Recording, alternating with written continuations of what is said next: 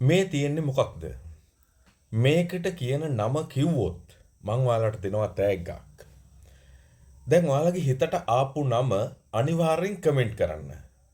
ඔයාලගේ හිතට එන්න ඇත්තේ යතුරු ලිඳ කියලා.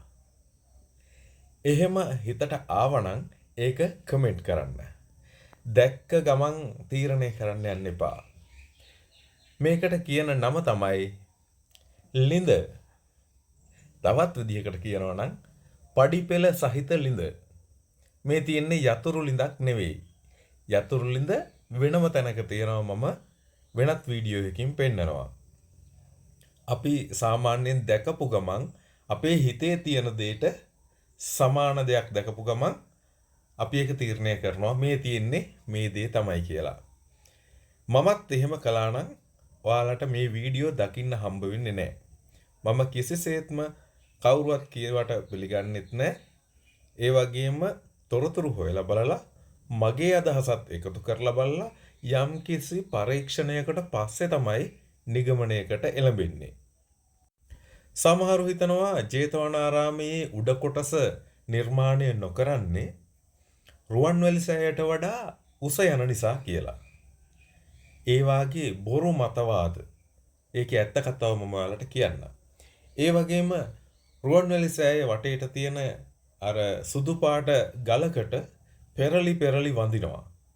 ඒ තියෙන්නේ කඩොල්ලතාගේ දල යුගලය කියලා. ඔය වාගේ තොරතුරු හොයලා බලන්නේ නැතිව විශ්වාස කරලා වැරදි නිගමනවලට ඇවිදිලා ඒ වැරදි නිගමන ප්‍රසිද්ධ කරනවා. මෙන්න මේ තුලින් අපේ ඉතිහාසය ගොඩාක් විනාශ වෙලා තියෙනවා.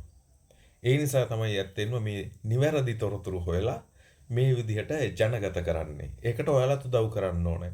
මේ වීඩියෝ ෂෙයා කරගන්නට ඕනේ. අනිත් අයට දකින්න බෙදා ගන්නට ඕනේ. එතකොට මේ තියෙන්නේ අර කලින් පෙන්නපු බෝධිඝරය මැද තියෙන අර කළුගලින් සම්පූර්ණම නිර්මාණය කරපු කළුගල් වැටක් පෙන්වුවනේ බෝධි ආරක්ෂාවට. අන්නේ බෝධියට ජලය සපයන්න නිර්මාණය කරපු ලිඳ තමයි මේ තියෙන්නේ.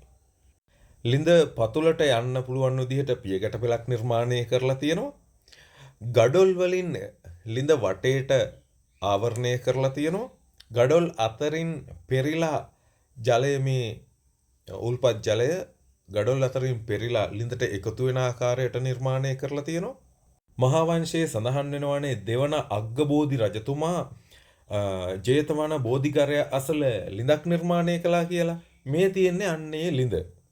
ඒ කියන්නේ සම්මත වර්ෂයෙන් ක්‍රිස්තු වර්ෂයෙන් 508 ක්‍රිස්තු වර්ෂ 508 දෙවනි අග්බෝ රජතුමා ජේතවන බෝධියට බෝධිඝරයට ජලය සපයන්න නිර්මාණය කරපු ලිඳ තමයි මේ තියෙන්නේ. බලන්න මොනතරම් ලස්සනද කියලා.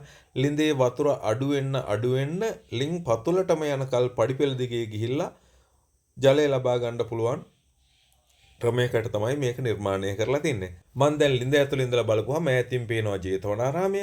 මේ මැදින් පේන්නේ බෝධිඝරය. ඔන්න ලිඳ ඇතුළට පේන හැටි.